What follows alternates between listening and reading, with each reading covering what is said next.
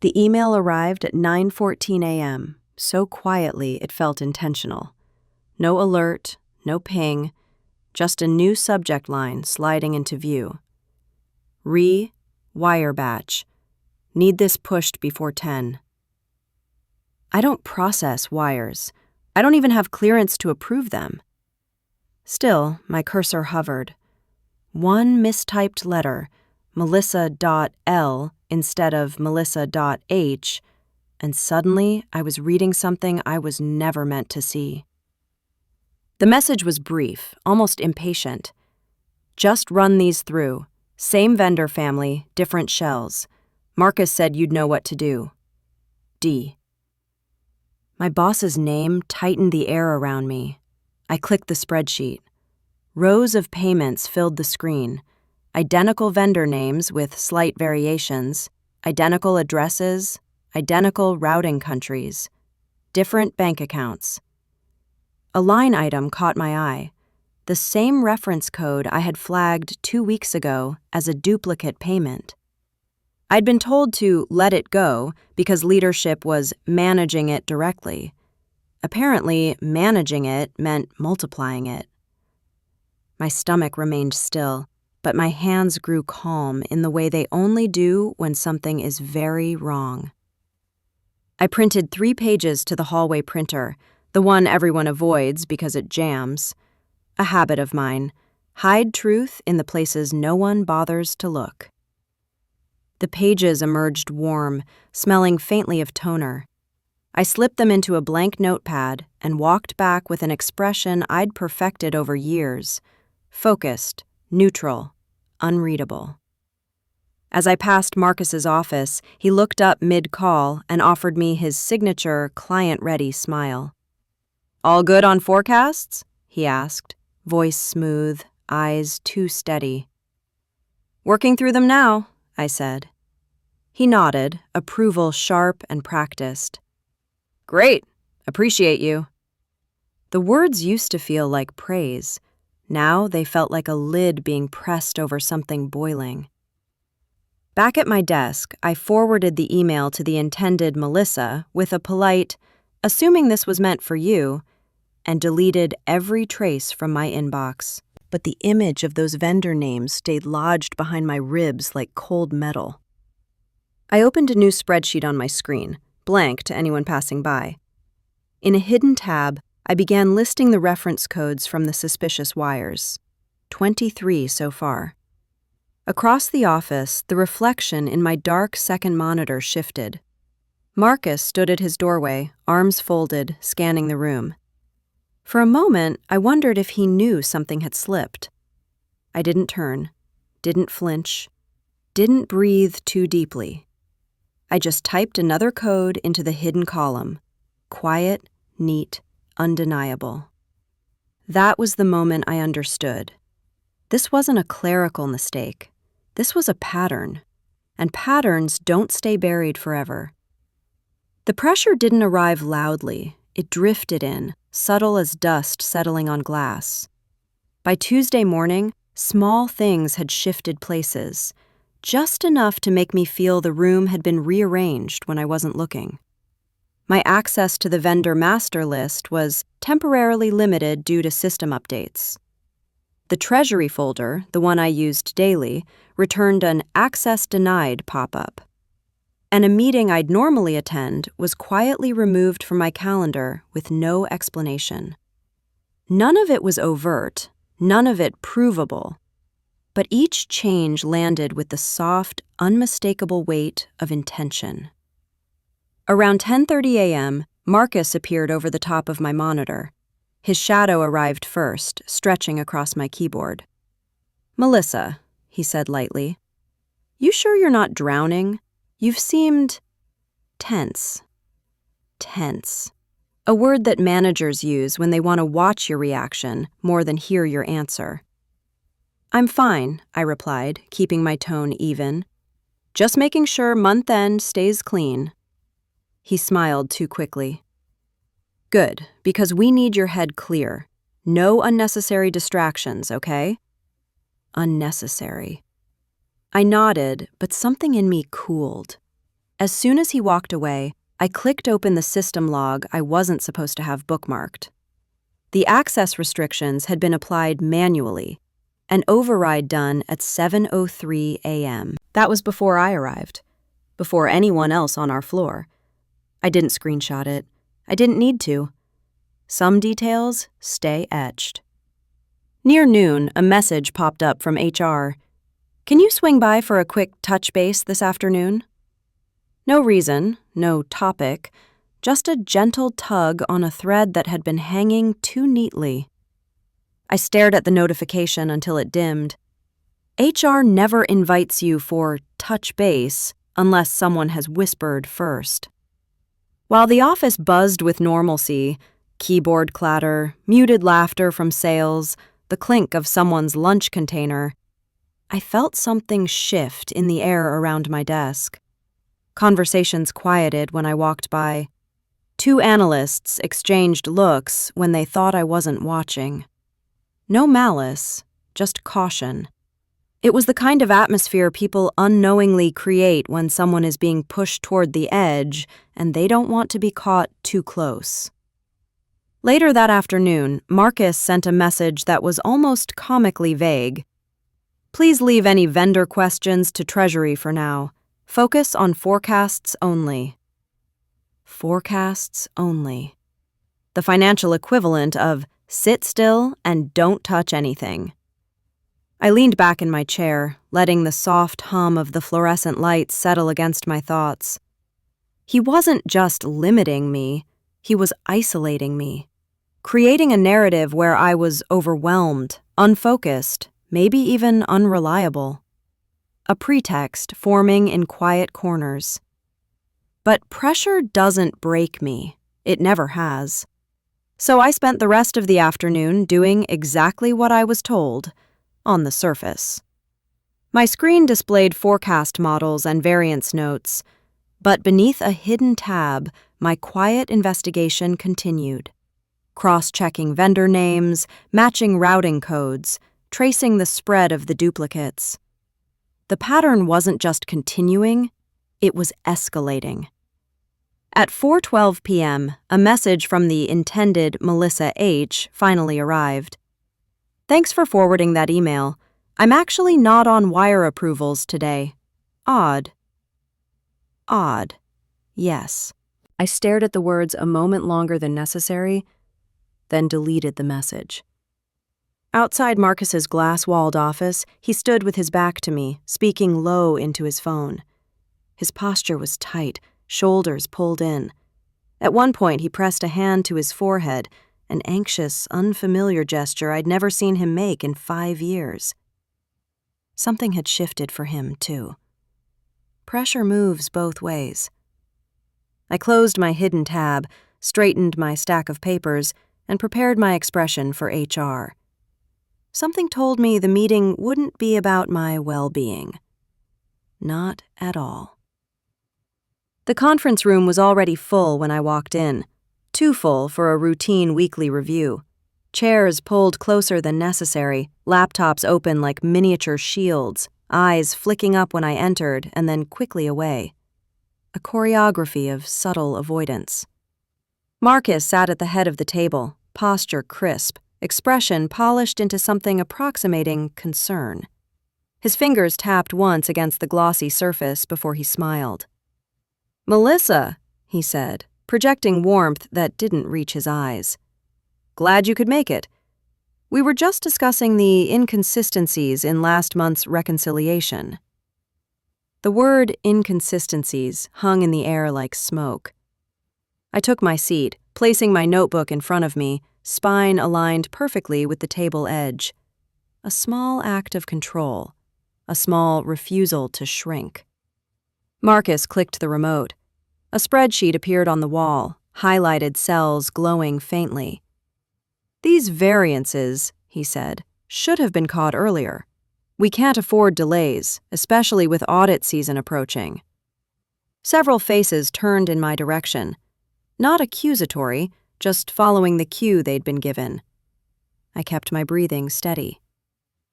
"With respect," I said calmly, "those variances were flagged 2 weeks ago. I sent the report to you and Treasury." Marcus cut me off with a chuckle so soft it almost sounded kind.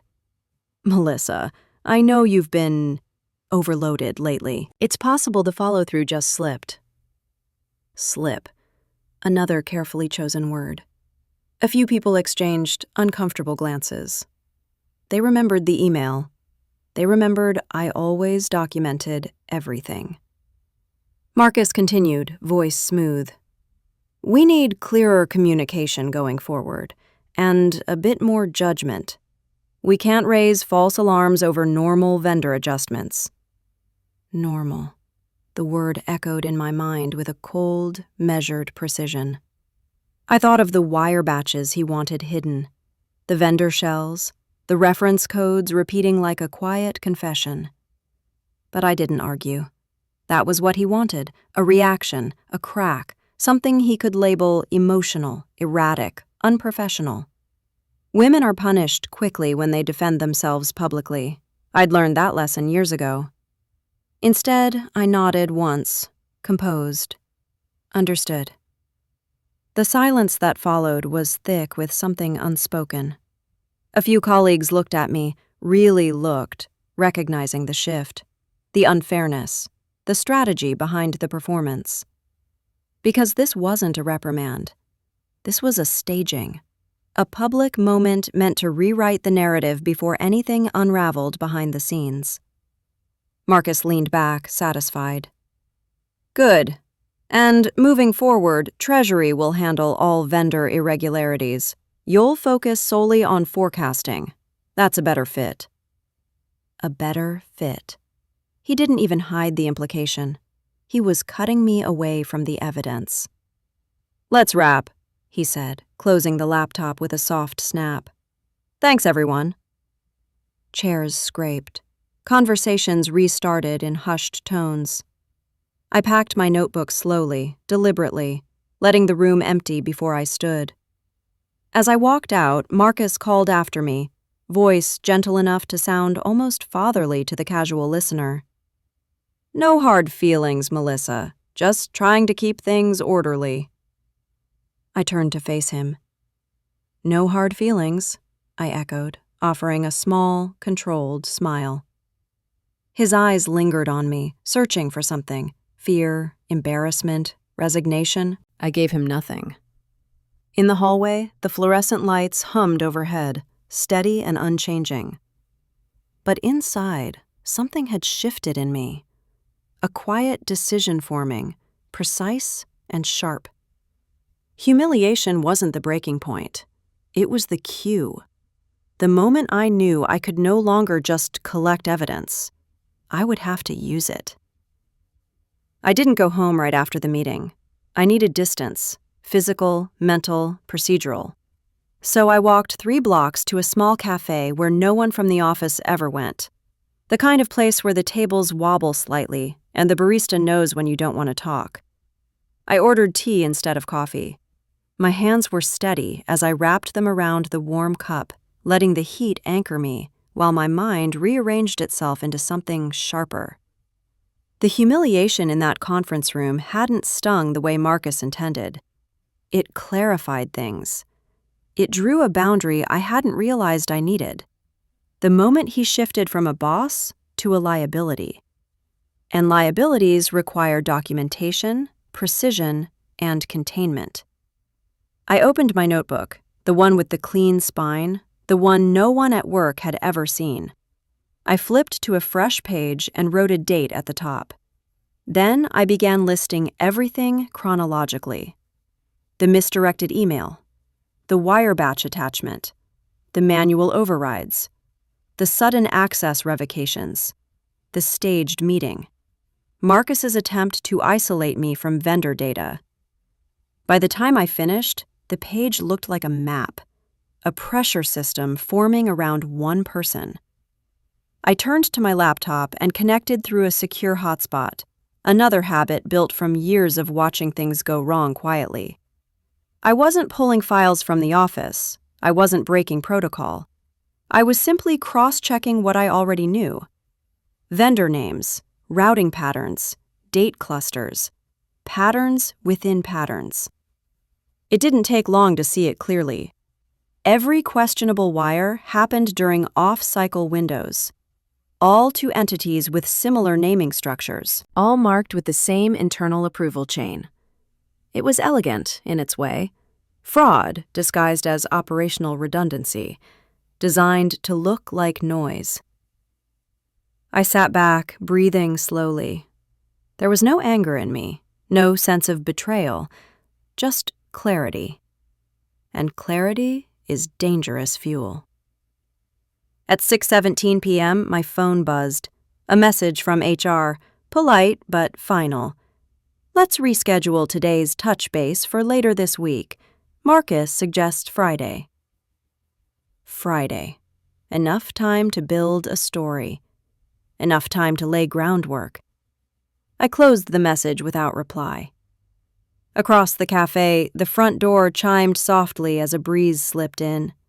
Evening light spilled across the floor, pale and cool. Everything looked deceptively peaceful.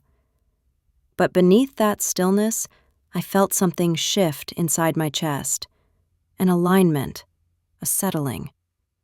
I was done waiting for the company to do the right thing. Done assuming integrity was reciprocal. I turned to a clean page in the notebook and wrote a new heading. Next steps. Finalize documentation. Confirm chain of approvals. Identify external reporting channels. Trigger only when necessary, not before. Because this wasn't revenge, it wasn't personal. It was compliance, ethics, and inevitability. I packed my bag slowly, tucking the notebook between two folders and zipping the laptop sleeve with deliberate care. Outside, the street felt colder, sharper. The city lights flickered on one by one, an unspoken cue for everything hidden to start revealing itself. As I walked back toward my apartment, I realized something simple and absolute. Marcus thought humiliation would make me retreat, but it had simply made me ready. This wasn't the breaking point. It was the beginning. The storm began with a calendar invite. Thursday, 8:02 a.m. A meeting request from Marcus titled Performance Alignment Discussion. No agenda, no attachments. Just a 15-minute block placed neatly between his call with Treasury and a meeting with legal. The timing was too careful. The purpose, too obvious. I accepted it with a single click and continued working as if nothing had shifted beneath my feet. But the shift was real. All morning my access flickered, permissions granted, then revoked, then granted again, like someone was testing the borders of what I could still see. I pretended not to notice, pretended not to recognize the digital fingerprints.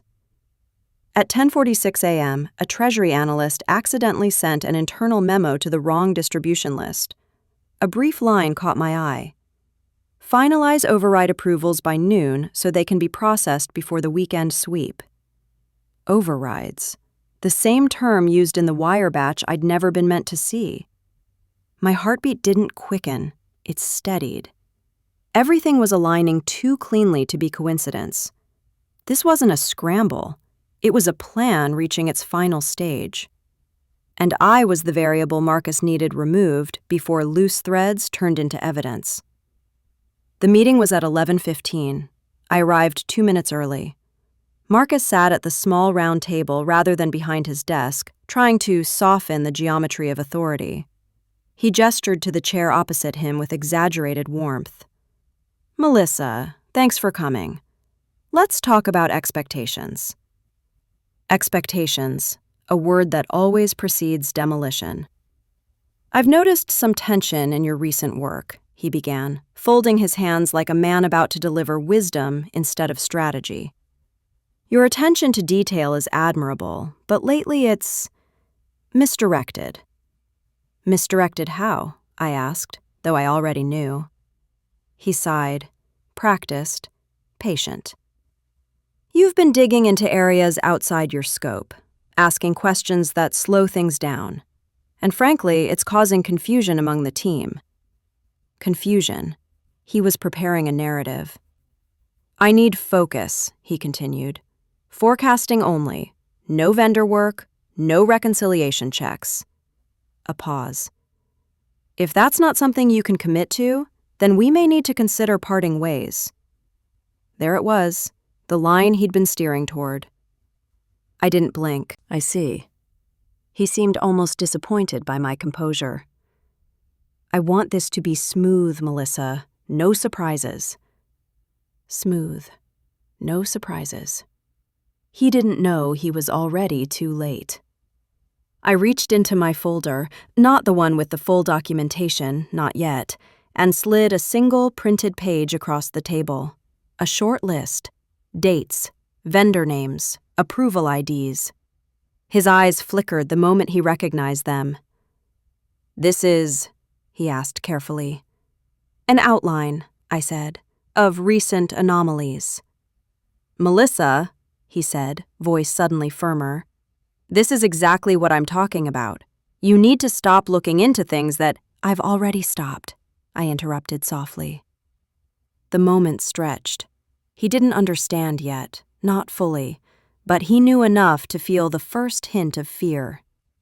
I stood, gathering my notebook. Thank you for the clarity, Marcus, truly. He opened his mouth to respond, but I was already at the door.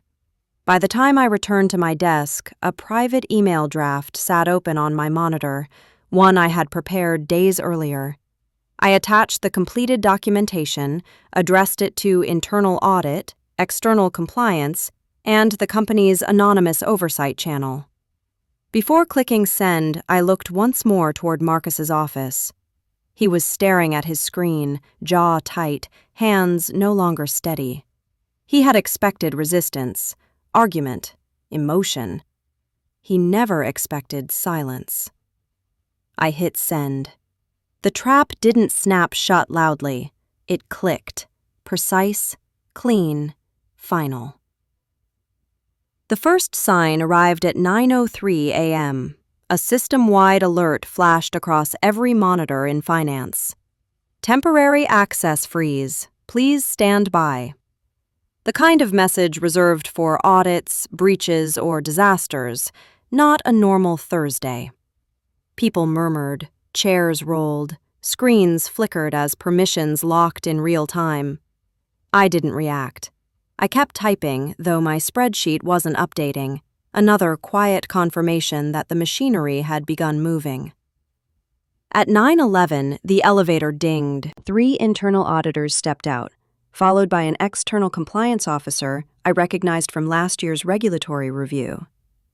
Their expressions were neutral, almost gentle, the kind people wear when they expect to find something delicate and dangerous. By 9:18, they entered Marcus's office. The blinds didn't fully close. Through the slats, I saw Marcus standing stiffly, hands flat on the table, his face composed but drained of color. The lead auditor slid a folder across the desk. He looked at it the way some people look at a medical scan, already knowing the diagnosis. Whispers rippled across the floor. People leaned toward each other with wide eyes, unsure whether to pretend nothing was happening or risk acknowledging the storm forming in plain sight. My own access remained frozen. Not restricted, frozen. In corporate language, that distinction matters. At 10:02, Treasury's director rushed in, breathless, summoned by the auditors. He pointed toward the vendor dashboard with frantic gestures. The compliance officer wrote something down calmly. A few minutes later, someone from IT walked directly to Marcus's office carrying a sealed evidence bag. Inside it, I could see 2 USB drives, company-issued, labeled with his initials. He didn't look at me when they escorted him out of the office. He looked past me, like searching the floor for stability. But stability doesn't exist when the foundation is falsified. The team pretended to work, but no one really did. Slack messages halted. Phones stopped ringing. Even the printer in the corner, normally the loudest nuisance in the building, seemed to hold its breath. At 10:47, the CFO arrived, not with his usual swagger, but with a slow, measured walk. He spoke with the auditors in a low voice, then requested a full freeze on outgoing wire transfers. Treasury gasped quietly. That was the moment the floor understood. This wasn't a misunderstanding. This was a collapse. My monitor brightened at 11:03. My permissions remained locked, but a new notice appeared. Thank you for your cooperation during this compliance review. I knew that phrasing. It meant they had connected the evidence. It meant the story Marcus tried to pre-write was already burning. At 11:26, the CFO called an emergency meeting in the large conference room. Employees filed in slowly, confusion and fear clinging to them like static. I sat near the back, quiet, composed. The CFO cleared his throat. There has been a significant breach of financial protocol. An internal investigation is underway. Effective immediately, leadership changes will be implemented. He didn't say Marcus's name. He didn't need to. A murmur ran through the room. Shock, but also something else. Recognition. People remembered the strange meetings, the overridden approvals, the unusual transfers. Patterns they hadn't fully understood until now. I felt eyes turn toward me quietly, not accusing, not questioning, understanding. By noon, Marcus's office had been emptied, his name removed from the org chart, his badge deactivated. The glass walls looked strangely transparent without him behind them, like the room had been holding its breath for months and had finally exhaled. I returned to my desk, opening a blank spreadsheet simply to have something in front of me. The floor buzzed with whispered theories, but I didn't join them. Unraveling isn't loud, it's methodical. And today, it was complete. The summons came at 8:42 a.m. A short email from legal with a subject line that carried no emotion at all. Request for interview, compliance review. No threat, no warmth, just inevitability wrapped in polite font. I walked to the legal floor 15 minutes later, my steps steady, my notebook closed but present in my hand like a quiet witness. The corridor smelled faintly of paper and disinfectant, sterile, expectant. Inside conference room 4B, 3 people waited. 2 internal investigators, 1 external compliance attorney, an empty chair facing them. Not a seat for the accused, a seat for the architect. Thank you for coming, Ms. Lane, the lead investigator said, gesturing to the chair. His voice held no suspicion, just a professional weight. We appreciate your cooperation. I sat, placing my notebook on the table without opening it. I didn't need to. I knew every detail by memory now, the dates, the amounts, the vendor shells, the overrides that formed a lattice of intent. They began gently. Can you walk us through the initial anomaly you noticed? I did. Calmly, sequentially, without embellishment. My voice was steady, the same tone I used when explaining forecasting variances. But this time, the numbers meant something different. They weren't discrepancies. They were evidence. At one point, the external attorney paused her typing and looked up at me directly. And why didn't you bring this to Marcus first? A question loaded with implications. Because Marcus was listed as the manual approver for the transactions, I replied. Direct reporting would have compromised the integrity of the review. For a moment, no one spoke. Then the attorney nodded once, almost with respect. The interview stretched for nearly an hour. They asked about access revocations, the staged meeting, the performance critique, the attempts to isolate me from vendor data. I answered each question with the same composed certainty. I didn't mention fear. I didn't mention humiliation. Emotion had never been my weapon, only clarity. Near the end, the lead investigator slid a folder toward me. Your documentation was extremely thorough, he said. It expedited the review significantly. I opened the folder. Inside were printed summaries of every file I had submitted, the quiet architecture of truth now bound and stamped with official letterhead. Then he added, "I want you to know, your actions prevented further financial misconduct. You followed protocol exactly." It wasn't praise, it was acknowledgement, a rare currency in corporate hallways. When I left the room, the hallway felt brighter, as if the building itself had shifted around what had been revealed. Back on the finance floor, conversations muted when I passed. Not out of suspicion this time, but something closer to reverence. People weren't avoiding me anymore. They were clearing space around a fault line. At 2:13 p.m., the CFO sent a company-wide email. Effective immediately, Marcus Hale has been terminated for violation of financial protocols. We are implementing corrective measures and reviewing leadership structures. There was no spin, no softened language, just truth written plainly. Minutes later, HR emailed me separately, requesting a meeting to discuss next steps regarding your role. I knew what that meant. The company wanted to keep me. They needed someone who didn't flinch in the dark. I ignored the invitation for now. Instead, I walked to the glass wall outside Marcus's now empty office. The nameplate had been removed, leaving behind faint adhesive residue. The office looked oddly fragile without its owner, like a stage after the actor has been pulled off mid-line. I allowed myself one breath of stillness. Not triumph, not satisfaction, just acknowledgement that consequences had finally settled where they belonged. Justice in corporate spaces is rarely dramatic. It's procedural, documented, irreversible. And today, it had been delivered quietly, thoroughly, and without a single raised voice. The kind of justice that leaves no doubt.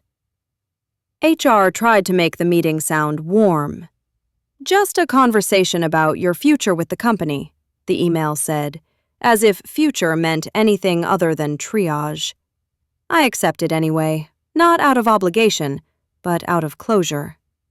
The HR director and the CFO were already seated when I arrived. A folder lay between them, glossy and pristine. Corporate peace offerings usually come in folders. "Melissa," the CFO began, folding his hands, "your integrity throughout this process was exceptional. We'd like to formally acknowledge your contribution." Contribution, a sanitized word for saving them from a scandal they never saw coming. He slid the folder toward me.